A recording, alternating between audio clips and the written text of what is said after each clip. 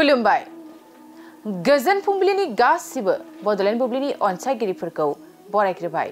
दिनै 23 जुलाइ 2024 मंगलबारनि फानजामुथिखौ फरायथिनो लादों आं किलिखां ब्रह्मआ। फानजामुथिनि गिबियाव दं मेष राशि।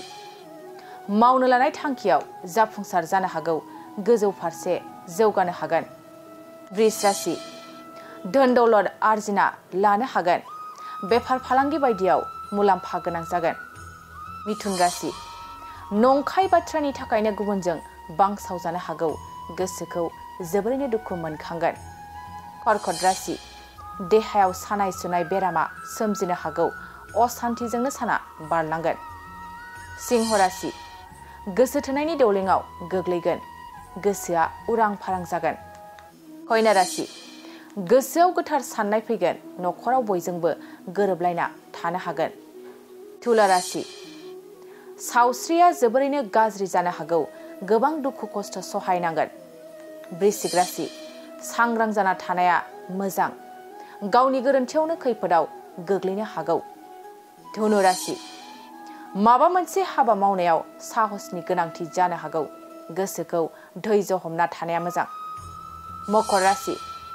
साननायफ्रा मोनसेबो जाफुंनाय नङा, दुखु दाहाजोंनो साना बारलांगोन। कुम्भ राशि।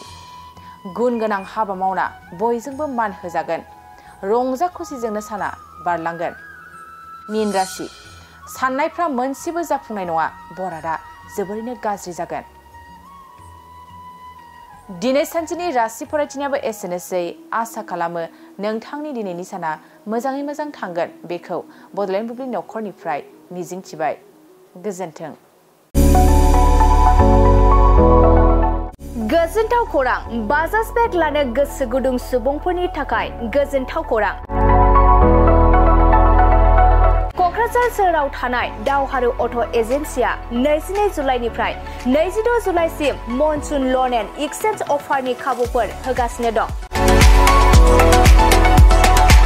दावहारु अट' एजेन्सिनिफ्राय बायगिरि बिथांमोना 4,999 राङावनो लवेस्ट डाउन पेमेन्ट होनानै बाजाज बेग लानो हागोन। नोंथांमोना क'क्राझार सोहोराव थानाय दावहारु अट' एजेन्सि श'रुमजों लोगोसे कारिगाव फेस्टिभ आउटलेट आरो दतमा फेस्टिभ आउटलेट आरो भटगाव फेस्टिभ आउटलेट ब्रान्च श'रुमाव होबाय थानाय मनसुन लन एन्ड एक्सचेन्ज अफाराव फैनानै नोंथांनि लुबैनाय बाजाज बाइकखौ लांफैनो हागोन। बाजाजनि बाइक सालायनो मोजां मोनग्रा रायजो राजाफोरनि थाखाय दावहारु अट' एजेन्सि श'रुमाव बेनि अनगायैबो गोबां मोजां अफार लाबोदों।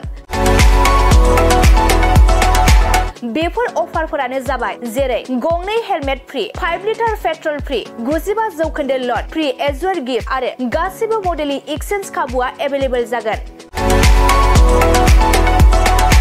आरोबाव मोनसे गुबुन मोजां खाबुआ जादों 500 रां होग्रोनानै गोसोबादि बाइकखौ आवग्रिना दोननो हागोन। लोगोसे आबुङै मिथिबावनो थाखाय 6000388187 8822 018193 जानबुं नाम्बारनि गेजेरजों खौरां लाहरनो हागोन।